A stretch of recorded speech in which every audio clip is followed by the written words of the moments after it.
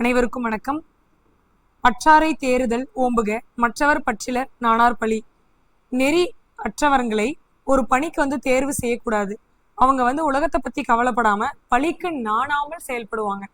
So இன்னைக்கு பார்க்க போற டாபிக் என்னன்னு பார்த்தீங்கன்னா, உச்ச நீதிமன்றத்தோட புதிய நீதிபதிகளை தேர்வு செய்ய போறாங்க. ஸோ அதை பத்தி தான் பார்க்க போறோம். உச்ச நீதிமன்ற நீதிபதிகளாக நியமிக்க 4 உயர் நீதிமன்ற தலைமை நீதிபதிகள் மற்றும் ஒரு மூத்த பெண் வழக்கறிஞரை உச்ச நீதிமன்ற நீதிபதிகள் குழு பரிந்துரை செய்துள்ளது. ஆக்சுவலி இந்த மூத்த நீதிபதிகள் அவங்களோட குழு பேர் பார்த்தீங்கன்னு சொன்னா கொலிஜியம். அதே போல இவங்களோட அப்பாயின்மெண்ட் பண்ற அந்த ஆர்டிகல் 124.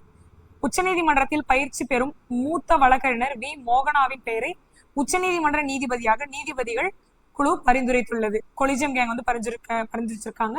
இந்த மோகனாங்கிறவங்க யாருன்னு பாத்தீங்கன்னா கோவை டிஸ்ட்ரிக்டை சார்ந்தவங்க. இவங்க தற்போது நீதிபதி PV நாகரத்னா மட்டுமே உச்ச நீதிமன்றத்தில் உள்ள ஒரே பெண் நீதிபதி ஆவார் என்பதோடு மேலும் அவர் உச்ச நீதிமன்ற நீதிபதிகளின் குழுவில் உறுப்பினராகவும் உள்ளார்.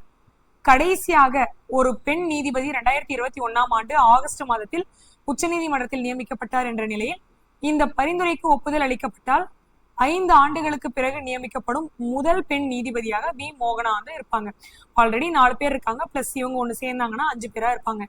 இந்திய தலைமை நீதிபதி CJI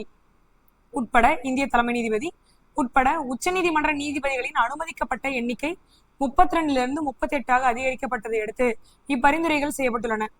இப்போ நம்மளோட குடியரசுத் தலைவரோட பரிந்துரை கூட சைன் ஆச்சு.